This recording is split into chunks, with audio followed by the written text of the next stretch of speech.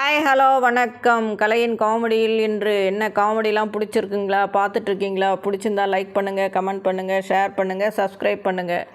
ஒரு ஹாஸ்பிட்டலில் யாரும்மா நீங்கள் தான் இந்த பேஷண்ட்டோட ஒய்ஃபா?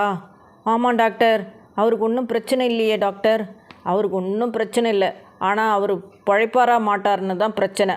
ஐயோ டாக்டர் அழாதீங்கம்மா. எங்கள் சைடில் நாங்கள் எல்லாமே ட்ரை பண்ணிட்டோம். இசிஜி, ஸ்கேனு, ப்ளட் டெஸ்ட்டு, ஏன் ஜெராக்ஸ் கூட எடுத்து பார்த்துட்டோம். பட் ஐ எம் சாரி, என் ஹஸ்பண்ட் பிழைக்கிறதுக்கு வழியே இல்லையா டாக்டர்? ஆனால் இதுக்கு ஒரு வழி இருக்குது, சொல்லட்டுமா? காதை கொடுங்க. ஓகேவா டாக்டர்? எனக்கு கொஞ்சம் பயமாக இருக்குது டாக்டர். சாரி, எனக்கு வேறு வழி தெரியல. என்னங்க, போன மாதம் நம்ம கரண்ட் பில் 10,000 ரூபாங்க.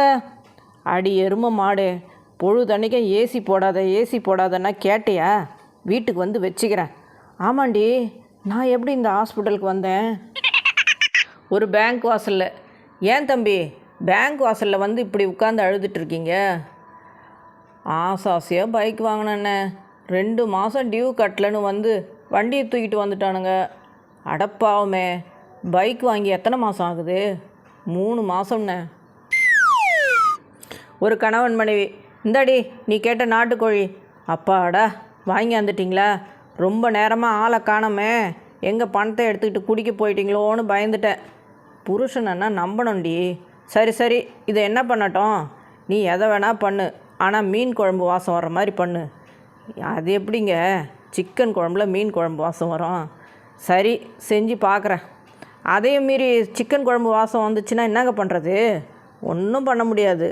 கோழியை காணோம்னு ரொம்ப நேரமாக பக்கத்து வீட்டுக்காரன் தேடிட்டுருக்கான். வாசம் பிடிச்சிக்கிட்டு சண்டைக்கு வந்துடுவான், அவ்வளோதான்.